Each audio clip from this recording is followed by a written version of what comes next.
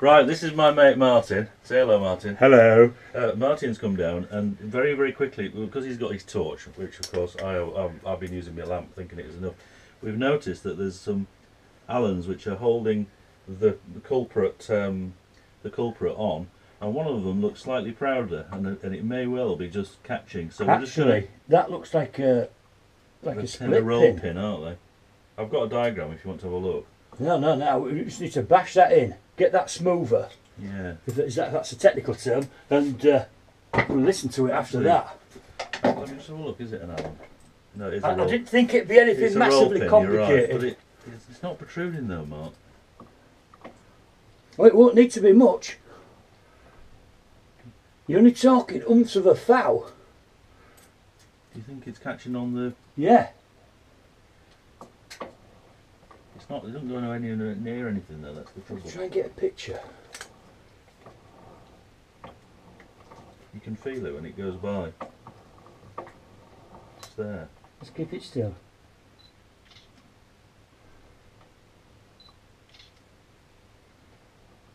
Okay, stop there.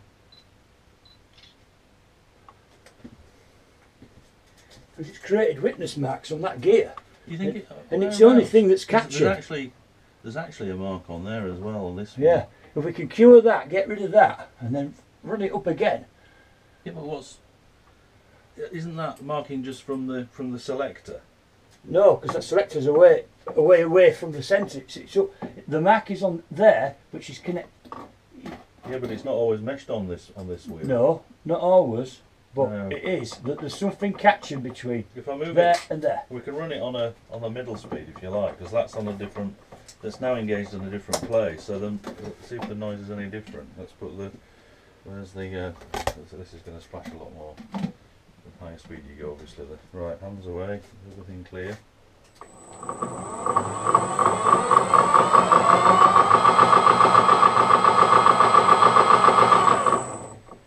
I think that might be bearing.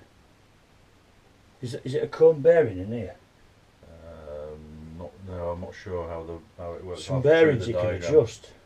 They are adjustable, but there's no play at all in that. I mean, I've clocked it on the end and on the face, and it's absolutely steady. But the noise isn't. The noise is 0.375 of that. That's the weird thing. That's backlash. I'd like to see that. It's difficult to see in because of the oil. It really needs the oil draining out. Oh yeah. But that. Well, subject to what we discussed with Martin, I've actually now just taken. I forgot to video. I'm sorry, guys. I've just drifted the this shaft out, which comes out. You basically push it out from the other side, and it comes through, and that's allowed me to. And I'm going to measure the straightness of that because possible. And this is the actual cluster that's been removed now. I'm just cleaning it up now, but the first thing that I noticed is that there's a white metal plain bearing inside here, which I'm going to take out and have a look at.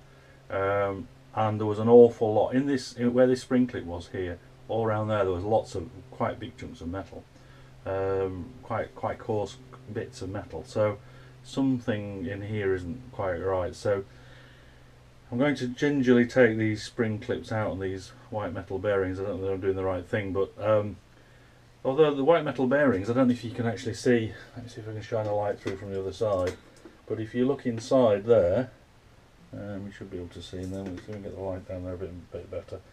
If you look inside there, you'll see that it's all pretty okay. There's no sort of gouging or scoring or witness marks or anything. What I'm going to do is just clean this up really well, and I'm going to examine it very closely and see if I can see any damage on it. But this doesn't make a noise, and this sure as hell doesn't make a noise, so it's definitely to do with this geezer here. So yeah, I'm going to do that. The gear that the intermediate gear, which I've sort of cleaned up, and here's the shaft. Now one thing is that there is quite a bit of play in that. Obviously these plain bearings are quite worn. There's quite a bit of play in there. I mean, it's You can see it rocking. Look, I don't know whether you can see that, but and it's sort of similar over the whole bar. The next thing I'm going to do is probably just see if this bar's true. I'll stick it on my flat plate and with some V-blocks, and we'll try and measure that. But that's quite a lot of play. I would have thought that. I don't know how much play there should be on there, to be honest, but it's a bit wobbly. If you, I mean, it obviously spins fine. I don't think that would account for the knock, and I suppose it could do if it's rocking around when if it's driving funny. But I've examined all of the teeth, and although there's signs of wear, there's no sort of chunks or cracks that I can detect. It all looks relatively okay. Hello everybody. Welcome back to The Noise. It's a bit like The Voice, but only with lathes instead. The noises coincides with the swing, and if you can see from there, which I don't think you quite can, but the noises coincides with the swing, and if you can see from there, which I don't think you quite can, but the selector, and let me just move you slightly up like that. If you look at the wheel and the selector, you can sort of see it rubbing. There's very little clearance between that selector and the wheel itself, so it doesn't need much for that to happen.